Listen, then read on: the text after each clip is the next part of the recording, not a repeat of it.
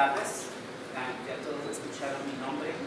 Soy Bernie Arauz y no podría empezar esta conferencia primero sin darle las gracias a Denis, el director del foro aquí en Costa Rica, y darle también las gracias a los compañeros miembros del panel que van a discutir la conferencia que aquí voy a presentar esta tarde. Una conferencia sobre, como lo ha dicho Denis, titulada La promoción de los derechos humanos en el derecho internacional, y una referencia específica al caso de Costa Rica. Ahora, si algo en lo que no estamos en el derecho internacional es un tema sumamente complicado, y una de las cosas que decimos en el derecho internacional es que si algo tenemos los expertos en esta área es que muchas veces no estamos de acuerdo en todo lo que decimos. Sin embargo, me agrada la situación que tenemos aquí al profesor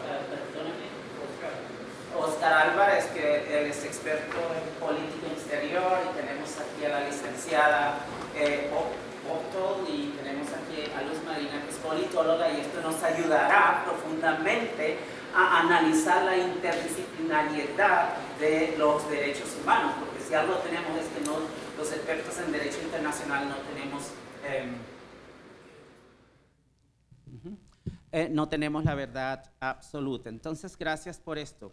Para empezar, permítanme, a modo de excepción, empezar con una afirmación personal. Creo que es compartida por muchos expertos aquí en Costa Rica, y lo he visto también en el extranjero. El régimen internacional de los derechos humanos es definitivamente desconcertante.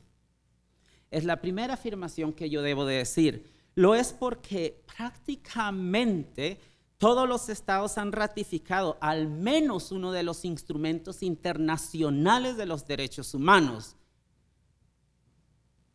Los mecanismos regionales de derechos humanos reclaman una membresía más o menos del 80% de los estados miembros del sistema internacional. En 65 países, las instituciones nacionales de derechos humanos independientes monitorean las prácticas de derechos humanos del Estado a nivel nacional. Esto ya podemos hacer una proyección qué tan impactante es el régimen de los derechos humanos, no solamente a nivel nacional, pero sino también a derecho internacional, a nivel del sistema internacional.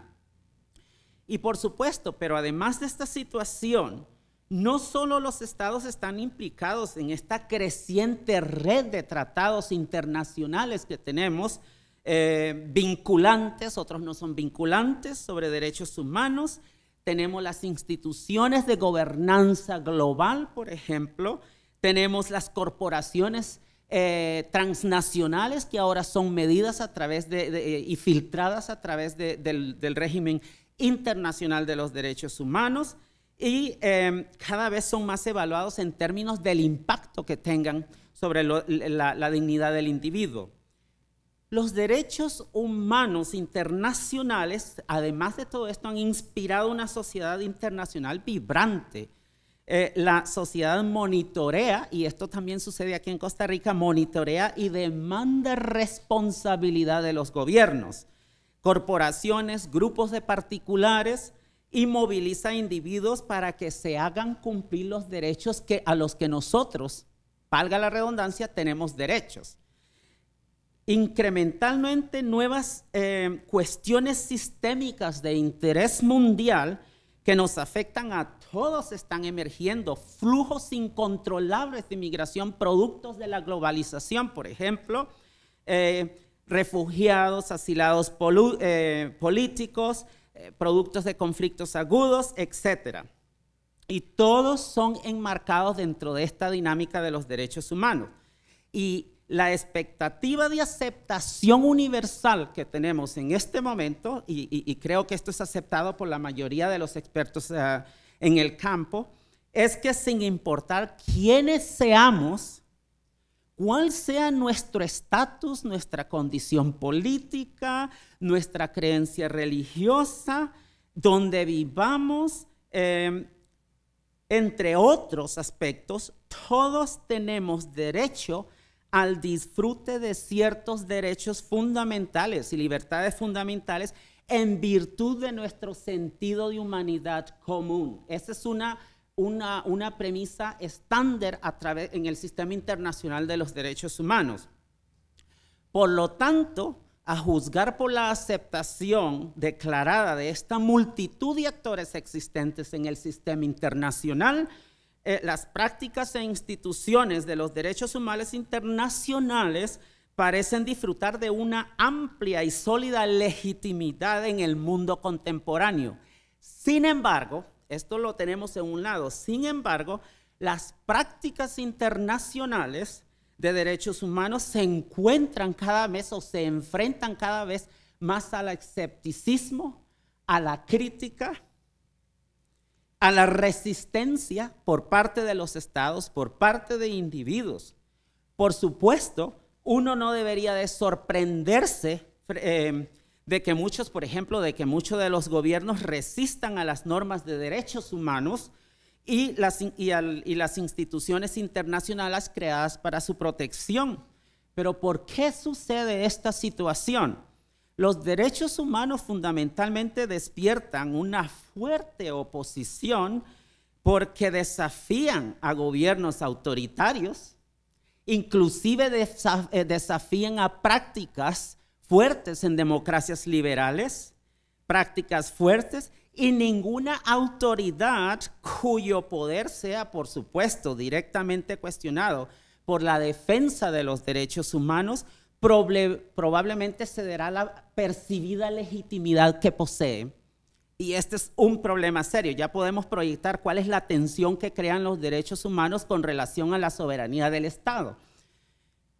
Por ejemplo, aquí en el hemisferio occidental, los estados bolivarianos han denunciado, Nicaragua aquí muy cerca, han denunciado las instituciones claves del sistema interamericano de derechos humanos. Por ejemplo, Venezuela, en conformidad con el artículo 78 de la Convención Americana de Derechos Humanos, ha denunciado el tratado. Los derechos humanos internacionales no solo entonces perturban a gobiernos, este es el asunto, no solo perturban a gobiernos autoritarios, sino que también dislocan a religiones conservadoras, por ejemplo. Este es un problema serio. Dislocan a religiones conservadoras, a corporaciones internacionales o a estructuras familiares tradicionales o consideradas retrasadas en muchos de los aspectos que en el mundo moderno consideramos que no debería ser así, o supuestamente atrasadas. Ahora, en virtud de nuestra humanidad, vale entonces preguntarse ¿a qué resisten los gobiernos o a qué tenemos derecho? Este es un cuestionamiento que todas las sociedades y los estados del sistema internacional se han planteado por centurias. Y no obstante, los derechos humanos no fueron abordados seriamente sino hasta después de la Segunda Guerra Mundial, y cuyo avance en los asuntos internacionales solo fue realmente a partir de los años 60 y a partir de la década de los años 70, como resultado del papel jugado por el principio de autodeterminación consagrado en el derecho internacional y las olas de democratización en el marco de la descolonización, especialmente en los estados de África. Y desde 1945, y ya voy a hablar un momentito de esto, los derechos humanos se han institucionalizado como un conjunto de prácticas internacionales excelentemente elaboradas, casi universalmente reconocidas, aunque no siempre respetadas por los actores principales del sistema internacional, básicamente los estados.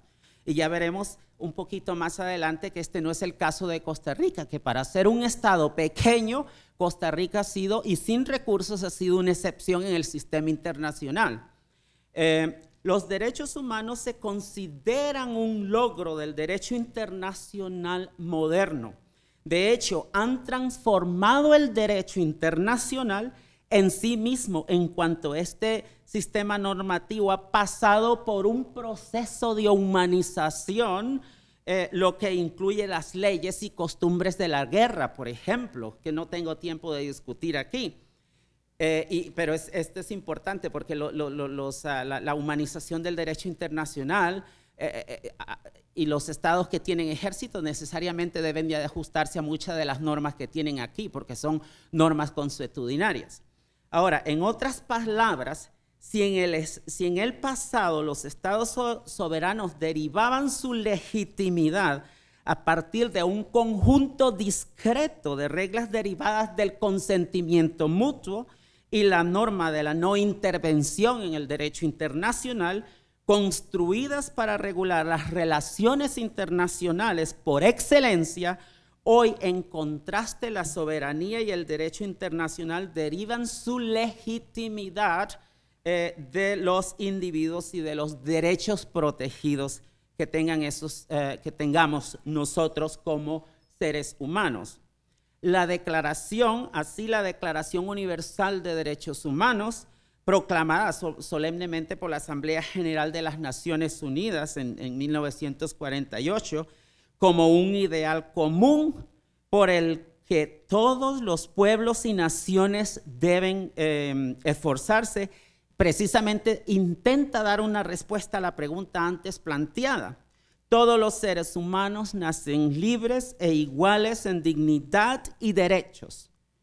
En dignidad y derechos, enfatizo estas palabras, y dotados como están de razón y conciencia, deben comportarse fraternalmente los unos a los otros. Este es el artículo 1. En consecuencia, y aquí estoy citando de nuevo, toda persona tiene los derechos y libertades proclamadas en la Declaración Universal sin distinción de raza, cito, color, sexo, idioma, religión, opinión política o de cualquier otra índole, origen nacional o social, posición económica, nacimiento o cualquier otra condición. Los derechos humanos consagrados en el instrumento varían entonces desde los más fundamentales, como el derecho a la vida, a la libertad, a la seguridad del individuo, de no ser sometido a esclavitud, ni a servidumbre, a torturas o a tratos crueles, inhumanos, degradantes, hasta los derechos civiles y políticos esenciales como la protección contra todo tipo de discriminación. Y el concepto de discriminación es una norma básica fundacional del derecho internacional que, como veremos más adelante, ha alcanzado en el rango del normativo, del aparato normativo del derecho internacional, ha alcanzado el estatus de lo que llamamos el jus cogent, una norma perentoria de derecho internacional. Por eso es que la Sala Constitucional en Costa Rica no tenía otra alternativa más que llegar a la conclusión que llegó después de haber analizado la opinión consultiva de la Corte Interamericana de Derechos Humanos. Ahora bien, como implicado con antelación, a pesar del respaldo de las protecciones de los derechos humanos elocuentemente consagradas en la Declaración Universal de los Derechos Humanos y numerosos tratados internacionales, los principios contrastan con la cruda realidad existente en muchas áreas geopolíticas del sistema internacional. Basta ver, por ejemplo, lo que sucede en los estados africanos, estados colapsados, estados frágiles, sin la maquinaria jurídica interna para actuar efectivamente en términos de la implementación de los derechos humanos y la protección de la dignidad del individuo. Violaciones graves y sistemáticas de los derechos humanos aún suceden, incluidos el genocidio, los crímenes de guerra, crímenes de lesa humanidad, y continúan a diariamente. Aquí inclusive hay investigaciones que dicen que que nos estamos volviendo un poco sin sensitividad, creo que eso se dice en español, sensitivity, insensibles a la situación.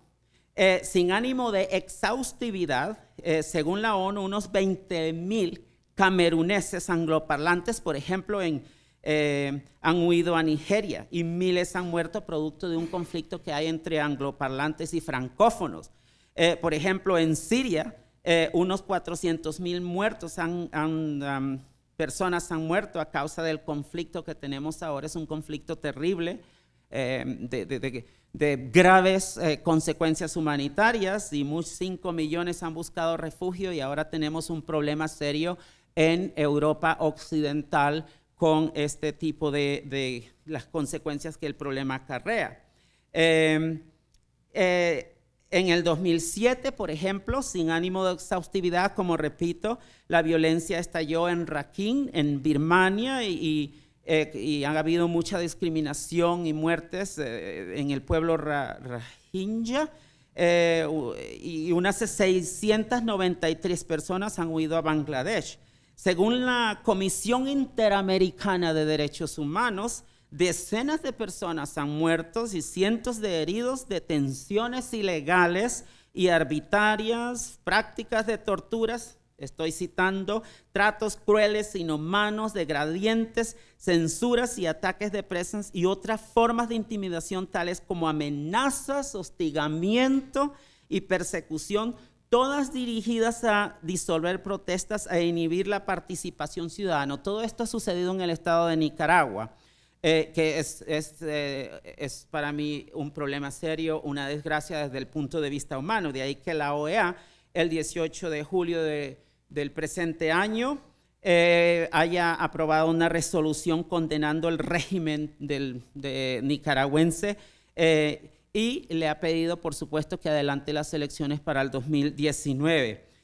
Y aquí en la resolución claramente específicamente se condenan los ataques al clero, al hostigamiento de obispos católicos, por ejemplo, comprometidos con el proceso de paz nacional, etc. Entonces, la pregunta resultante de esta entramada de factores que tenemos aquí es: ¿cómo explicamos esta paradoja, esta anomalía sistémica que tenemos referente al régimen internacional de los derechos humanos? ¿Por qué muchos estados, a pesar de consentir y someterse al aparato normativo del derecho internacional de los derechos humanos, continúan violando sistemáticamente las normas que sostienen como repito, el aparato normativo del derecho internacional de los derechos humanos? Bueno, yo encuentro que hay varias explicaciones para esto. Aquí tenemos a un panel de expertos que pueden expandir luego la situación. La primera es: la implementación interna de los derechos humanos es completamente inadecuada. Yo no creo que esto sea el caso de Costa Rica. Cuando lo vemos, cuando comparamos a Costa Rica, por ejemplo, con otros estados, no tenemos que ir a África, pero aquí en el continente americano tenemos, por ejemplo, falta de carencia de voluntad política realmente para implementarlos, y tenemos diferencias teóricas, actitudinales o perceptuales referentes a los derechos humanos. Pero la causa subyacente que tenemos o que subyace en estos tres factores es sigue continuando, es el carácter estadocéntrico que tienen los estados de la soberanía. Es el carácter estadocéntrico del sistema internacional, diría yo, al que muchos estados aún se aferran. Y como veremos, la soberanía no es absoluta, y en Costa Rica sencillamente no es el caso. La soberanía está regulada y limitada por los principios del derecho internacional. Ahora, teniendo en cuenta estas observaciones preliminares, esto me dan la base entonces para la discusión principal de esta conferencia, que es la promoción de los derechos humanos en el derecho internacional. Si esto es así, ¿cuál es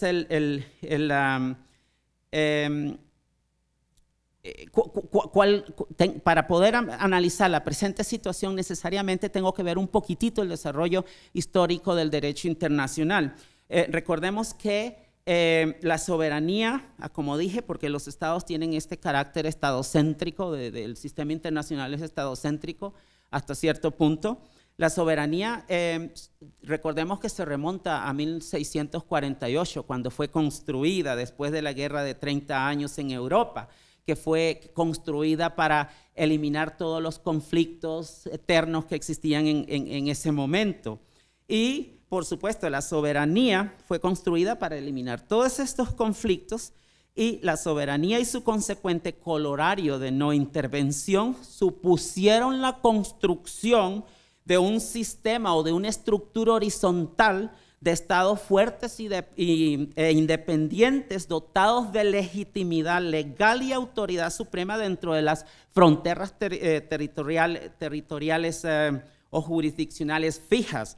El fin era precisamente mantener el orden interno, la seguridad nacional y regular las relaciones entre los estados. Ese era el derecho internacional clásico. Entonces, el único sujeto legítimo interactuante era el Estado. Esto quiere decir que los individuos éramos objetos del Estado. Y de alguna manera el Estado, precisamente como no teníamos ningún tipo de subjetividad, el Estado tenía de algún tipo poder sobre la vida y muerte del individuo. Y si un individuo era precisamente maltratado, a menos que fuera extranjero, el Estado extranjero podía reclamar la defensa de los derechos de ese individuo, pero en nombre del interés nacional, porque el Estado se sentía lesionado en ese sentido. En realidad los derechos humanos no existían hasta 1900, no se articularon realmente hasta después de 1945.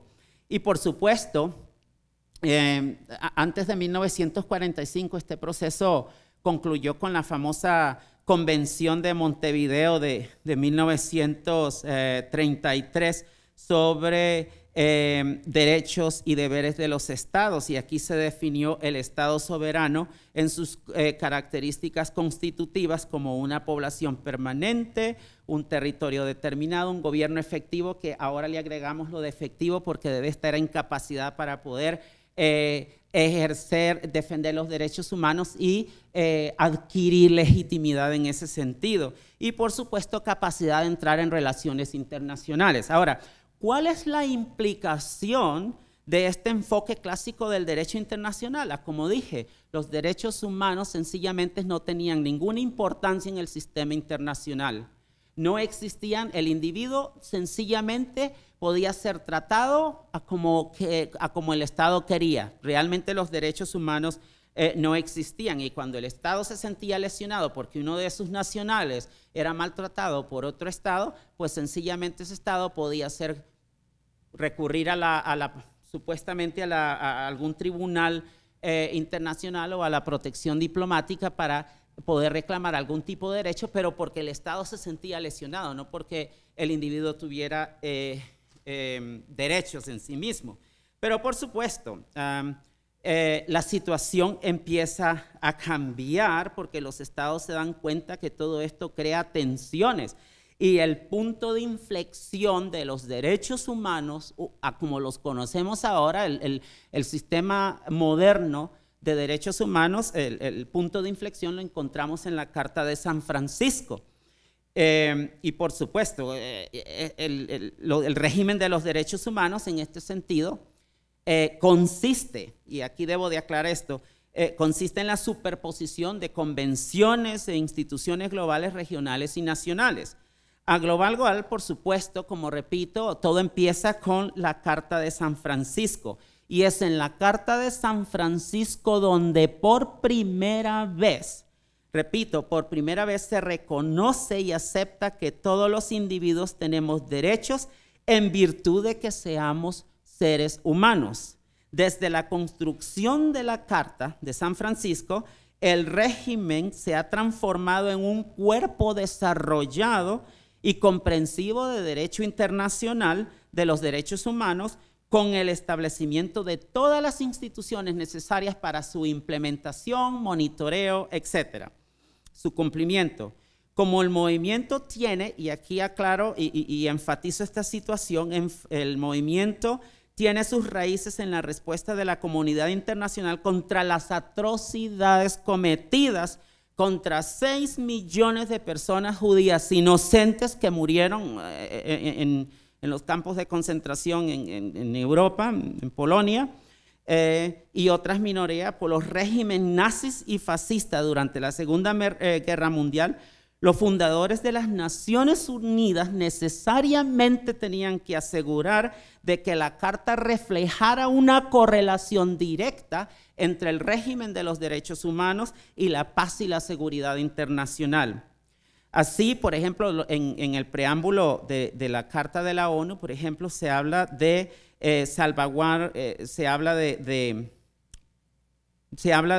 salvaguardar a las generaciones venideras del flagelo de la guerra y reafirmar la fe en los derechos humanos fundamentales, la dignidad y el valor de la persona humana, la igualdad de derechos de hombres y mujeres de naciones de todo el mundo, por supuesto. Ahora, el artículo 1 de la Carta enumera entre los propósitos de la ONU, y aquí cito, realizar la cooperación internacional en el desarrollo y estímulo del respeto de los derechos humanos y las libertades fundamentales de todos sin hacer distinción. Aquí aparece otra vez el principio formal de igualdad por motivos de raza, sexo, idioma y religión. Ahora, el problema es que estas disposiciones, especialmente en el artículo 55 de la Carta también, donde se habla del respeto universal de los derechos humanos, es una regulación, pero es un poco débil. No tiene carácter, forma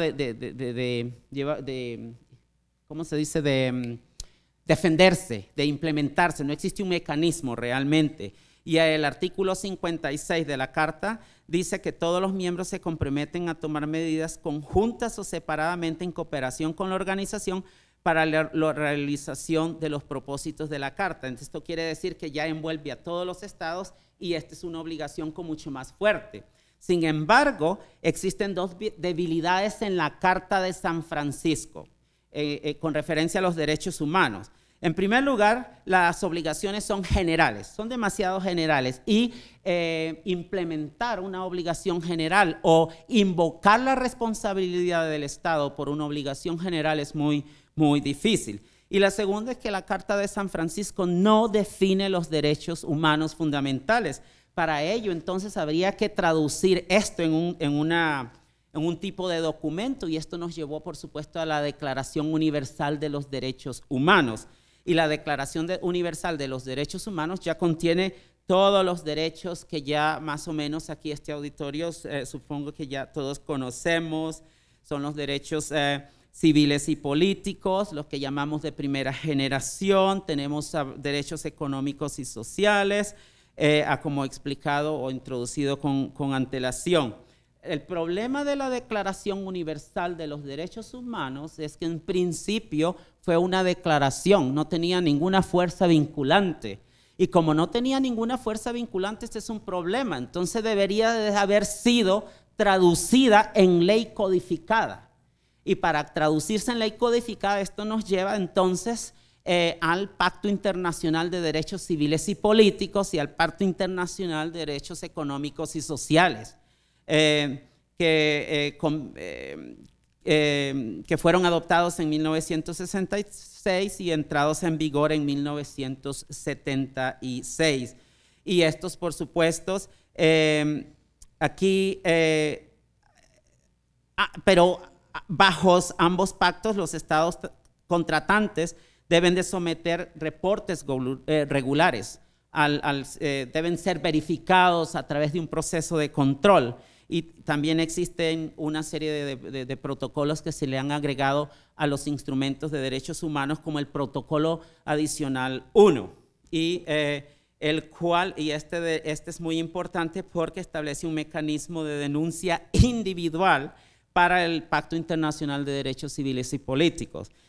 Ahora, y por supuesto, bajo esto sirvió de inspiración para crear una serie de convenciones internacionales de derechos y de hechos ilícitos específicos. Por ejemplo, la Convención Internacional sobre Eliminación de todas las formas de discriminación racial de 1966. Costa Rica es uno de los signatarios, Francia, Israel,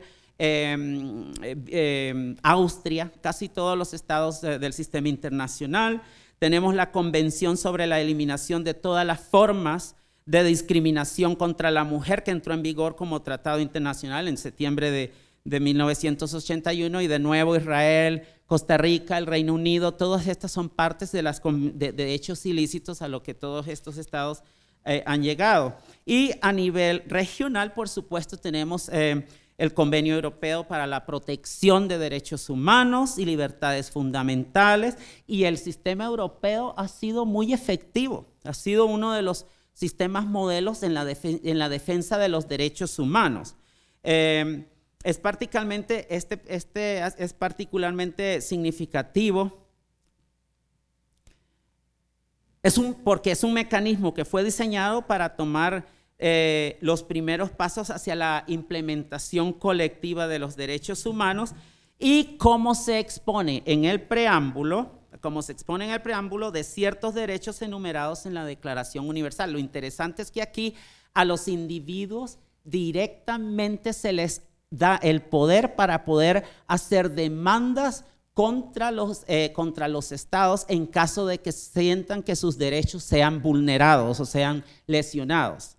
Tenemos aquí en el continente americano, ya ha habido una gran polémica aquí en Costa Rica sobre la Corte Interamericana de Derechos Humanos y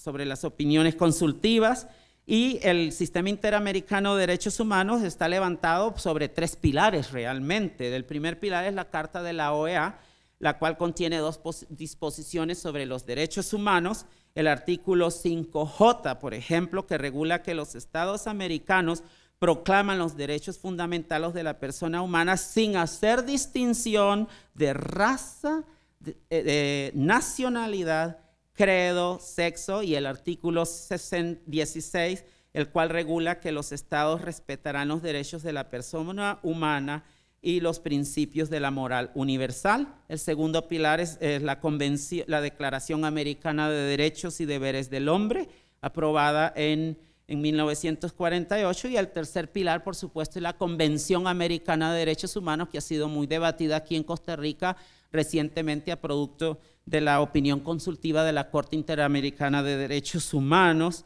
pero Costa Rica es uno de los signatarios fuertes en este caso.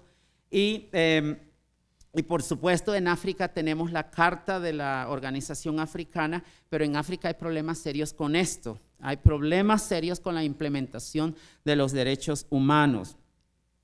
En África existe también la Carta Africana sobre Derechos Humanos y de los Pueblos, que fue adoptada en 1981.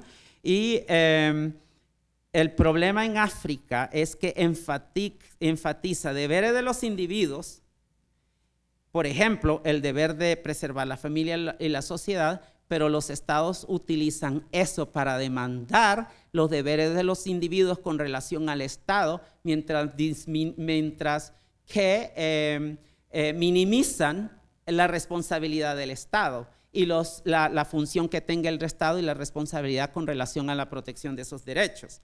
Ahora, y estamos hablando principalmente de los derechos humanos. Ahora, se habla de expansión de los derechos humanos. Ahora, expansión en el sentido de que ahora ya no se habla solo del individuo como centro de atención del régimen de los derechos humanos, pero también tenemos ahora nuevos titulares. Y los nuevos titulares son, por ejemplo, entes colectivos. Y entonces el problema es que se habla de fragmentación en la noción de los derechos humanos, porque si en el principio los derechos humanos trataban sobre la dignidad del individuo, y ahora estamos hablando de que para poder beneficiarse de un derecho hay que ser miembro de un parte colectivo, entonces se cuestiona la noción misma de derechos humanos, y muchos expertos en derecho internacional hablan de que inclusive no son derechos. Parece ser que se está dando un proceso de fragmentación en el régimen internacional de los derechos humanos. Ahora, antes de entrar al caso de Costa Rica, porque esto es esencial, entonces, ¿cuál es el impacto que ha tenido los derechos humanos sobre los estados? El asunto es que, tanto me concentro en la presentación que se me ha ido por alto poner esto. Ahora, el asunto central es que no hay duda que el derecho internacional de los derechos humanos ha ganado y continúa ganando fuerza. Sus principios han sido absorbidos en el discurso de la política internacional, y aquí los especialistas en relaciones internacionales y ciencias políticas nos pueden ayudar mucho con esto. El aspecto revolucionario de estos instrumentos ha sido que los estados se han suscrito voluntariamente a tratados vinculantes, los cuales les imponen obligaciones en relación a sus asuntos internos. En otras palabras, la soberanía del Estado empieza a ser cuestionada por el régimen de los derechos humanos. Y al trato que dispensen a sus ciudadanos y a otros individuos encontrado dentro de sus fronteras jurisdiccionales. Es de igual trascendencia y como producto de cambios en el enfoque sistémico del sistema legal internacional, la internalización de los derechos humanos, y aquí entra en juego toda la dinámica que tenemos en Costa Rica, ha resultado en que el énfasis en la subjetividad del Estado ahora se transfiera al individuo. En otras palabras, el individuo ha emergido como sujeto del derecho internacional. Ha emergido como o que adquiera subjetividad en el derecho internacional. Y la teoría clásica bajo la cual se defiende que el derecho internacional por definición es limitado a definir el estatus de los estados, ya eso está siendo cuestionado y superado realmente por el ascenso del individuo en la política internacional, en el ascenso del individuo en el derecho internacional a través de los derechos humanos. Inclusive ahora se habla de derechos humanos, se habla de una tendencia, o existe una tendencia notable en los acuerdos de derechos humanos a afianzar la noción de un Estado legítimo pero basado en un cierto núcleo de valores democráticos. La palabra democracia no aparece por sí misma en la Declaración Universal de Derechos Humanos, pero el adjetivo democrático aparece ahí, y el Pacto Internacional de Derechos Civiles y Políticos definitivamente da un salto en esto y consagra una elaboración del principio democrático en el artículo 25 del pacto. También la Convención Americana de Derechos Humanos es clara en referencia al artículo 21 de la Declaración Universal. El Convenio de Derechos Humanos es muy claro porque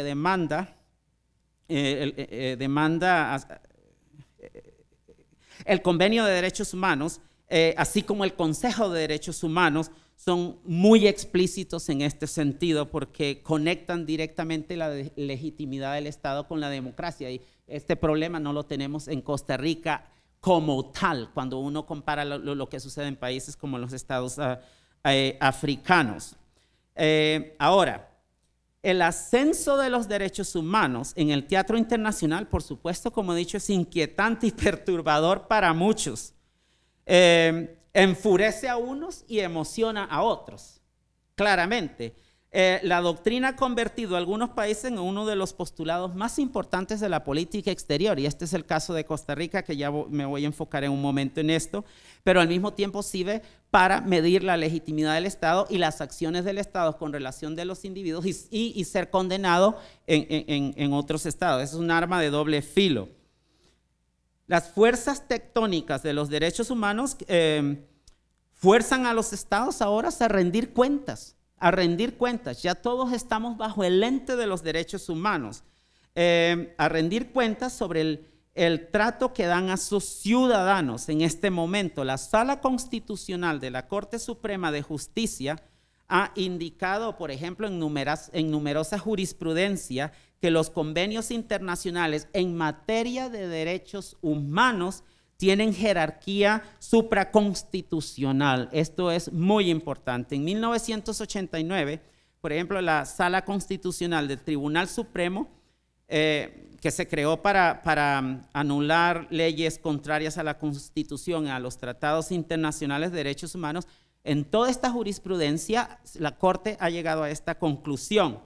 Ahora, la aplicación, y esto es muy importante porque nos afecta a todos, la aplicabilidad directa del Pacto Internacional de Derechos Civiles y Políticos queda garantizada en este sentido en Costa Rica, y la supremacía del derecho internacional sobre el sistema legal interno está consagrado en el artículo 33 de la Constitución Política, y por eso es que la Sala Constitucional no tenía otra alternativa más que llegar a la conclusión que ha llegado con referente a aceptar la opinión consultiva de la Corte Interamericana de Derechos Humanos y decir que es vinculatoria para Costa Rica porque está conectada directamente con este concepto de primacía del derecho internacional. Ahora, no quiero extenderme mucho.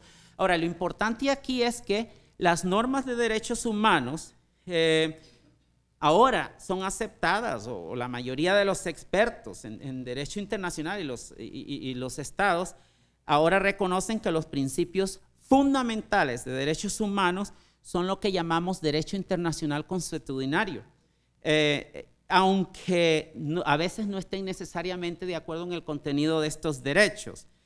La Corte Internacional de Justicia ha confirmado esto en 1970 cuando dijo que muchas de las obligaciones de los derechos humanos son erga omnes.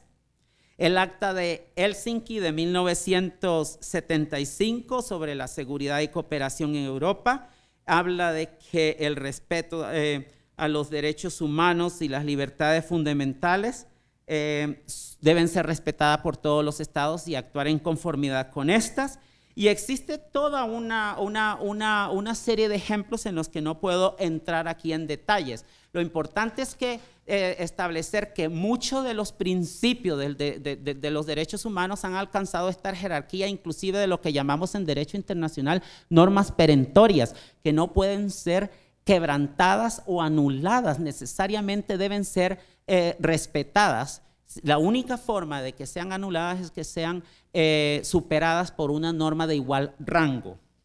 Y por supuesto esto tiene consecuencias jurídicas serias, porque si una norma perentoria es violada, pues eso los demás estados del sistema internacional se pueden considerar lesionados y en este caso levantar acusaciones judiciales o legales contra el estado que viola una norma que afecta a la comunidad internacional en su conjunto. Y por eso es que Costa Rica estaba entrando en un territorio serio si una norma como el principio por ejemplo, de no discriminación hubiera sido quebrantado. Esta es una norma que ha sido considerada jus cogens en el derecho internacional. Ahora, y existe toda una respuesta, existe todo un debate sobre la responsabilidad de proteger y si la intervención humanitaria, en este caso unilateral, es legal o ilegal. Yo considero que frente a violaciones graves de los derechos humanos no podemos sencillamente decir que la soberanía, podemos cubrirnos bajo el manto de la soberanía. Ahora, hay algo que rápidamente quiero tomar y es el caso del Consejo de Derechos Humanos, porque el Consejo de Derechos Humanos, el Consejo de Derechos Humanos, que tiene esta función de velar por la implementación de los derechos humanos, no ha funcionado, en mi opinión, correctamente. Antes teníamos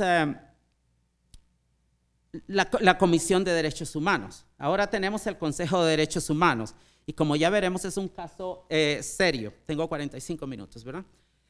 Y esto es un caso serio porque ha creado una serie de resoluciones concentrándose desproporcionadamente en el Estado de Israel. Mientras otras violaciones graves de otros estados que ellos mismos son parte del sistema del Consejo de Derechos Humanos, cubren sus mismas violaciones al aprobar resoluciones contra el Estado de Israel. Y hay muchos expertos en derecho internacional que han dicho que es una forma de cubrir sus mismas violaciones a los derechos humanos. Y ahora tenemos a Camerún, por ejemplo, y tenemos a Arabia Saudita, y hay un grupo de expertos en el Reino Unido que están tratando de decir o luchando para que Arabia Saudita, por ejemplo, sea votado del Consejo de Derechos Humanos precisamente por esto. Ahora, ¿cuál es el caso de Costa Rica? ¿Dónde encaja Costa Rica en todo esto? Costa Rica ha sido un modelo constante y sorprendente para la promoción e implementación de los derechos humanos en el sistema internacional. Y yo diría que Costa Rica ha demostrado una cultura política y democrática que puede inspirar a muchos estados del sistema internacional. Y esto proviene de la idiosincrasia histórica, el desarrollo histórico que nosotros hemos tenido, que no tuviéramos un clásico, por ejemplo, triunvirato que existió en otros países de América Latina, desde el principio, el aislamiento geográfico, etcétera. Y ahora tenemos un sistema de monitoreo de los derechos humanos bastante fuerte en Costa Rica. Diferentes administraciones en Costa Rica han promovido a Costa Rica como una isla de paz y democrática, reforzada por una sociedad civil y, por supuesto, el sistema educativo, especialmente en momentos críticos en la región. Y, por supuesto, en Costa Rica hay todavía problemas serios. Hay un serio, creo que es 20% de la pobreza nacional que vive bajo la pobreza extrema todavía. Pero esto no le quita mérito, creo yo, y me siento orgulloso de que Costa Rica en este sentido, ser costarricense, esto no le quita mérito, hay problemas serios, tenemos problemas, pero en el sistema internacional de estratificación donde medimos todo esto, pues creo que debemos sentirnos orgullosos. Y de ahí que a partir de una base doméstica relativamente fuerte, la promoción de los derechos humanos en el plano internacional ha sido una proyección de la democracia costarricense. Y la promoción y defensa internacional de los derechos humanos ha sido la base para sostener la seguridad nacional. Y por supuesto hay varios pilares en la política exterior, la defensa de la democracia, la integridad territorial, la soberanía, hablamos de la promoción, del fortalecimiento del derecho internacional, hablamos del multilateralismo, promoción de la paz y los derechos humanos, etcétera. En el marco de la seguridad nacional, estos ejes de la política exterior, estos principios, tienen sentido para Costa Rica por ser una democracia desarmada. El activismo y apego a las normas internacionales de derecho internacional de derechos humanos y a los organismos como la ONU han conferido el contexto apropiado dentro del cual un país como Costa Rica puede compensar las deficiencias de tamaño, puede compensar las deficiencias de poder duro en el sistema internacional y, por supuesto, recursos limitados. Y entonces, ¿qué es lo que ha sucedido? El apego al derecho internacional, y esta mañana lo hablaba el profesor Saúl Weisler, hablaba de goodwill del país. Esto lo que ha creado en Costa Rica es un tipo de poder blando, un tipo de poder suave, una especie de poder suave, esta buena voluntad que le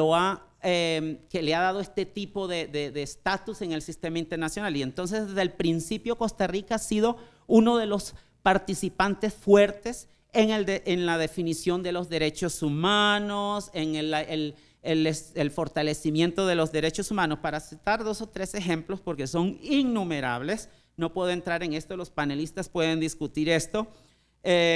Por ejemplo, el primer embajador de Costa Rica ante la ONU, Fernando Soto Harrison, fue presidente de la Comisión de Derechos Humanos.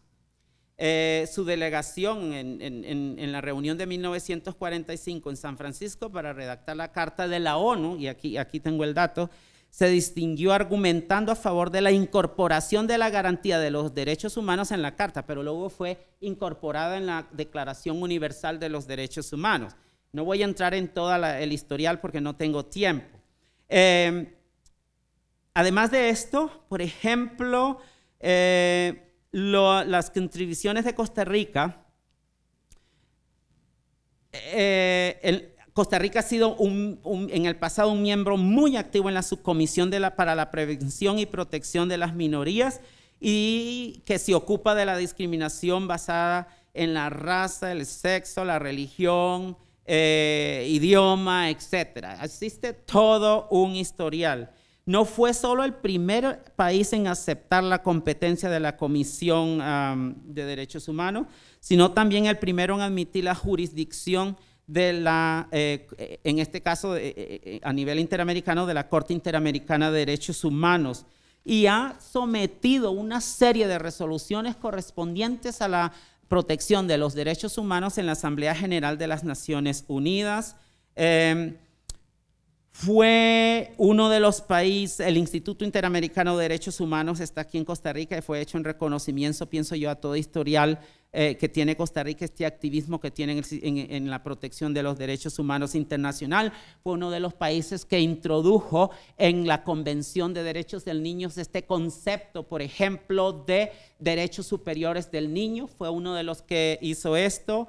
En el 2007 fue elegido miembro del Comité Ejecutivo de la Alta Comisión de Refugiados de la ONU. El activismo de Costa Rica ha sido fuerte en cuanto a la relación de los derechos humanos y precisamente por lo que decía anteriormente, porque existe esta, creo que Denis hablaba de magia anteriormente en el sistema internacional, ha desarrollado este poder fuerte y creo que tiene Costa Rica está en posición de establecer estos procesos de paz con estados en donde hay conflicto. Y ya tenemos historial en tenemos ejemplos de esto, como los procesos de Esquipula. Para terminar, para concluir, yo creo que, y esto lo digo de manera personal, yo diría que debemos, bueno, yo particularmente me siento orgulloso de Costa Rica en este sentido. Creo que debemos continuar tratar de continuar monitoreando la efectividad del Estado costarricense en la promoción e implementación de los derechos humanos y de observar que los derechos sean implementados de manera garante. Ahora, hay dos aspectos que no quiero concluir sin mencionar antes de que se me olviden. Costa Rica, como activista en el sistema internacional de los derechos humanos, ha contribuido con la precisión jurídica de los derechos humanos.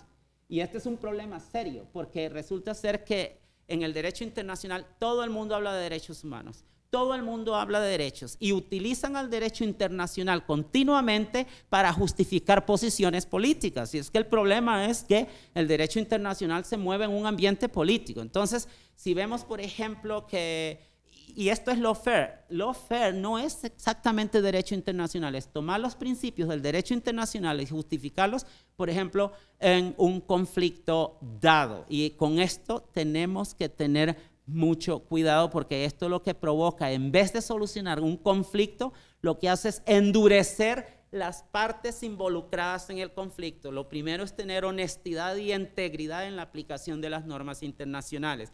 La otra situación que ha hecho Costa Rica es ha propulsado la percepción internacional de que la ratificación de los tratados de derechos humanos y aceptación de los mecanismos internacionales de aplicación son una póliza de estabilidad y de seguridad en una región.